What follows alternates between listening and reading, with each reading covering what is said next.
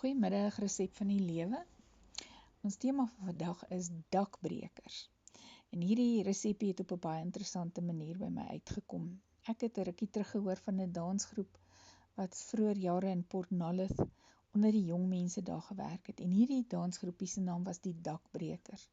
En toe ek hierdie naam hoor, het dit sommer so woeps in my gees geval en het dit net so vir my 'n prentjie kom oopmaak van wie ons is en wat ons moet doen.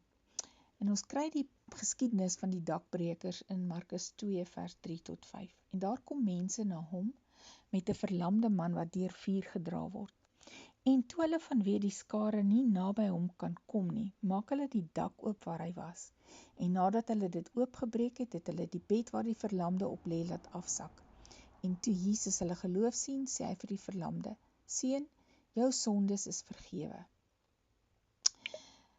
Ons resep vir vandag sê vir ons, kom ons word dakbrekers.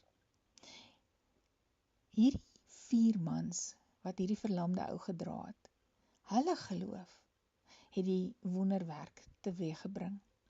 Ons lees nêrens dat hy geglo het nie. Ons lees wel dat hulle geglo het. Dalk is jou geliefdes vasgevang in 'n situasie. Jou geloof, my boetie, my sussie, kan die dak breek bokant hierdie ouens, sodat die lig van die koning van die konings kan deurskyn en hulle kan bereik. Dalk is daar 'n dak bokant jou van onvergewensgesindheid, van woede, van haat. Breek daardie dak. Breek daardie dak.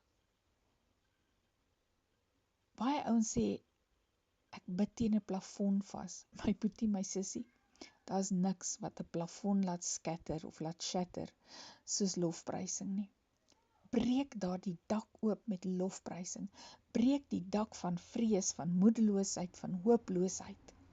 Van nie meer watter kant toe nie, van nie goed genoeg wees nie. Breek daardie dak. Wat gee krag aan ons dakbreekaksies? Geloof.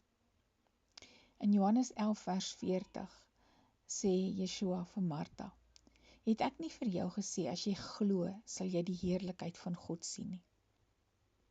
Breek die dakke oop, sodat die lig van die Allerhoogste kan deurskyn, kan die duisternis kan vernietig. Daardie duisternis wat maak dat ouens iewers in 'n hoekie wegskuil.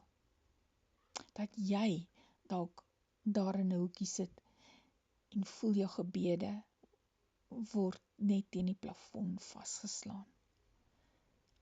Wees 'n dakbreker, nie net in jou eie lewe nie, maar ook in ander se lewens. Vra vir Abba Vader, wat is die dakke wat jy moet oopbreek? Dankie my koning, dat U vir ons kom wees, dit wat ons nodig het. Dankie dat U ons kom leer van dakke breek. Dat ons nie sal ophou om te bid, dat ons nie sal ophou om U te loof en te prys, totdat ons gesien het, die heerlikheid van God breek deur. Dankie dat U getrou is, en dat ons kan weet dat ons weet, niks keer U nie.